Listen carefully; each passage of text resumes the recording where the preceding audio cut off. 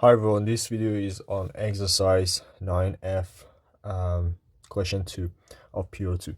So in this video, I'm going to do questions A, B, C, D, and then I will do the rest of them in the next video.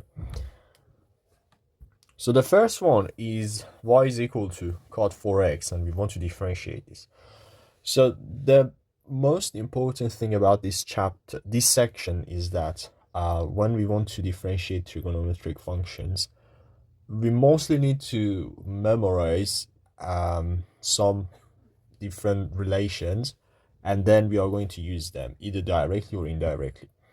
Now, in this case, if you want to differentiate cot 4x, what we can do, one of the maybe easier ways is to use the relation that we have here, because if we have a function, I'm just going to write that in general form first. If it's cot kx, and when we want to differentiate this, the y dx is equal to minus k cosec squared, I'm running out of the space, cosec squared kx. Now you should be already familiar with the fact that we use the coefficient and bring that outside of the function, because we have had this in the previous differentiations of trigonometric functions. The only part that might be new is this cosec squared part. Okay, now let's differentiate this and see how can we apply this. The y dx is equal to, so just using this relation, we start with the coefficient of x. In this case is 4, so it's basically the derivative of here. So derivative of 4x is 4, so that's why 4 comes out, and then it has to be negative, minus 4, then cosec squared 4x, and that's how we can differentiate this. Of course, there are other ways. One of the other ways is rewriting cot 4x as cos 4x divided by sine 4x, and then use the quotient rule to differentiate these, because we already know how to differentiate cos and sine, so then we just need to use a quotient rule. But this method is quicker using this relation, but always keep this in your mind in case you forget this in your exam, so you can always go back and use this way, which doesn't necessarily need memorization. Of course, as long as you know that cot is cos divided by sine. Now the next one is y is equal to sec 5x, and we need to know another relation to solve this one. So you should know that in general, whenever we have y is equal to sec kx, then let me write this meter, sec kx, then the derivative of that is equal to, again, you differentiate inside, in this case kx differentiates to k, and then this times sec kx times tan kx. So if you compare this to the above form that we had for cot, it was basically cosec, but now for sec we have tan. So this is a very, very critical point, and as we do more exercises you will see this more, that in trigonometric differentiation, whenever we have cot, then we will somehow get cosec, or it also works the other way around. And also whenever we have sec, then we will somehow get tan.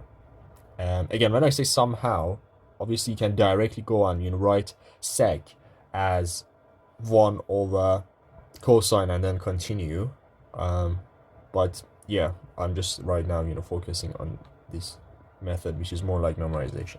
Anyway, so now let's differentiate this function and see what we get. So dy dx is equal to, again, we begin by differentiating inside. 5x differentiates to 5, then we are going to have sec 5x times tan 5x. So as you can see, this is actually very simple as long as you remember these relations. If you don't, then just go and do this directly. Right. Later on I will do some videos on differentiating these using the direct methods rather than these relations. So the next one is y is equal to cosec 4x squared, 4x. And again, another general form here is that if you have something like y is equal to cosec cosec 4x, sorry, cosec kx. Yeah, I want to write the general form first and then differentiate this. Then the derivative of that is going to be minus k cosec kx times cot kx. So as you can see, just to compare this with what we just had above, because previously we had sec, and then in terms of its derivatives, we had a combination of sec and tan, but this time we have a cosec, and in terms of its derivatives, we have a combination of cosec and cot. So that's very interesting, because for cosec we get cosec itself, and for sec we get sec, as well as for sec we have tan, but for cosec we have cot. So that's why I said previously that sec goes with tan and cosec goes with cot. But remember, for cosec we get a negative term as well. Okay, now let's differentiate this in this case. So dy dx is equal to, again, 4x differentiates to 4, but remember it has to be minus, so we have minus 4. Then we just follow the pattern, so minus 4 cosec 4x times cot 4x. So that's the derivative. And finally, the last one, which is the most interesting one, because this is not purely using some standard results, but we need to use some differentiation techniques that we have learned. And that is chain rule. So you might have guessed, because in the previous video we had similar questions. So we have y is equal to sec squared 3x. The thing about this question is that there are two main ideas. One of them is using chain rule, because what's happening is that we have y is equal to, just to write this in a form that might make more sense. So we have something like this, almost. I mean, yeah, it's exactly like this, but we prefer to write it in this form, just to avoid confusion of, the bracket is not being a square. The square is for the function, for the trigonometric function. But anyway, that's the indicator of using the chain rule. But the other thing is just the standard result that we had, because we previously mentioned in part B that sec kx differentiates to k sec kx times tan x.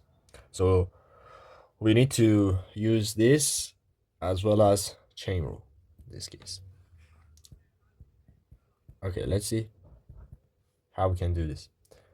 So for the first thing, since it's a chain rule, we always use the power, because the power comes down. So that's the first thing. So the power is 2, so we just write 2.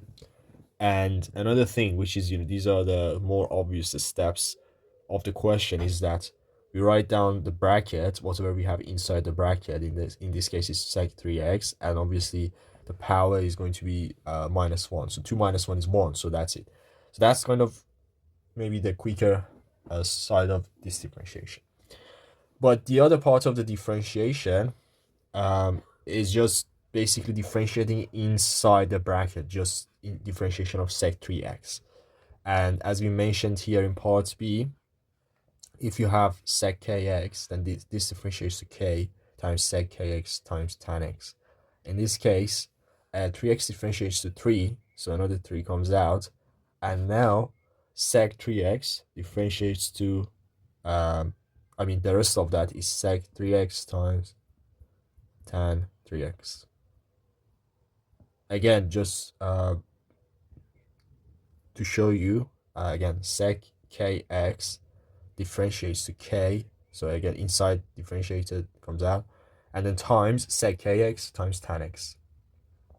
So that's what we did. So 3x differentiates to 3, and then times sec 3x times tan x, and then the first half of that came from the chain rule because 2 is the power comes down, and we just write down whatever is left inside the bracket, but power minus 1. And this part is using that standard result. So maybe this might be helpful that this came from the chain rule, but this is a standard result. And of course, we can simplify this further. Dy dx is equal to 2 times 3 is 6. So we have sec 3x here and also another sec 3x. So that's going to be sec squared 3x. And finally times tan 3x. Okay, so that's it for this video. Thank you for watching.